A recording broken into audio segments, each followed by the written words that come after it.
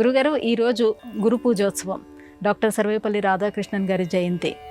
గురువులను మన సంప్రదాయంలో దైవంతో సమానముగా పూజించడంలో ఆంతరం ఏమిటి? ఎందుకంత ప్రాధాన్యత ఉంది గురువులకు? ముందుగా ప్రియమైన ప్రేక్షకులకు గురు పూజోత్సవ శుభాకాంక్షలు.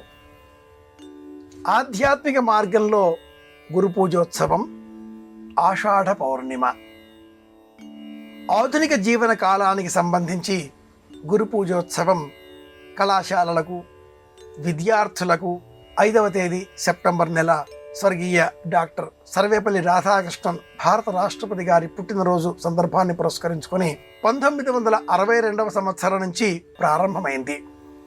గురువును పూజించే ఉద్దేశ్యంతో కొందరు విద్యార్థులు సర్వేపల్లి రాధాకృష్ణన్ గారిని సంప్రదించగా, మీరు నా పుట్టినరోజు వేడుకలు నిర్వహించడం కాకుండా సమస్త గురువులను పూజించేటటువంటి గురు పూజోత్సవంగా పాటించండి అనేటటువంటి సర్వేపల్లి రాధాకృష్ణన్ గారి పిలుపుతో నాటి నుంచి విద్యార్థి లోకం 5th సెప్టెంబర్ 5వ తేదీ సెప్టెంబర్ నెలను ప్రత్యేకంగా గురు పూజోత్సవంగా పాటించడం ప్రారంభం చేసింది.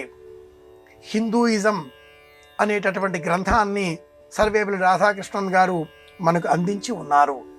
సనాతన ధర్మంలో ఉండేటటువంటి పలు విశేషాంశాలను, వేదాంతపరమైనటువంటి అంశాలను సంక్షిప్తంగా క్రోడీకరించి షడ్ దర్శనములను ఒక్క రూపంలో అందించినటువంటి మహానుభావుడు సర్వేపల్లి రాధాకృష్ణన్ గారు.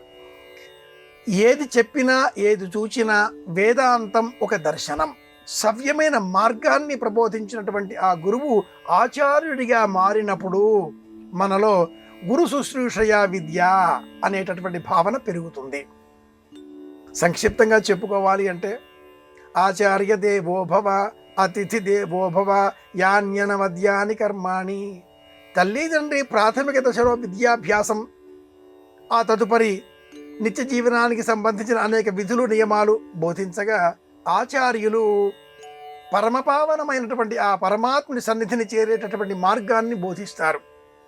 మధ్య మార్గంలో శిష్య రూపంలో ఆశ్రయించిన విద్యార్థిని అంతేవాసిని గురువుగా తండ్రి గారే విద్యాభ్యాసం చేయిస్తారు.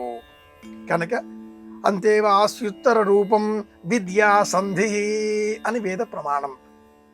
ఈ కారణం చేతనే తల్లిని, తండ్రిని, గురువును, ఆచార్యుడిని, అతిథిని దైవంగా సంబోధించే విధంగా ఆర్షధర్మం ఒక మార్గాన్ని సూచించింది. గుకారో హ్యంధకారస్తు రుకారస్తన్నిరోధక. చీకటిని తొలగించేటటువంటి వారు గురువు అన్న పేరిట లోకంలో ప్రసిద్ధం.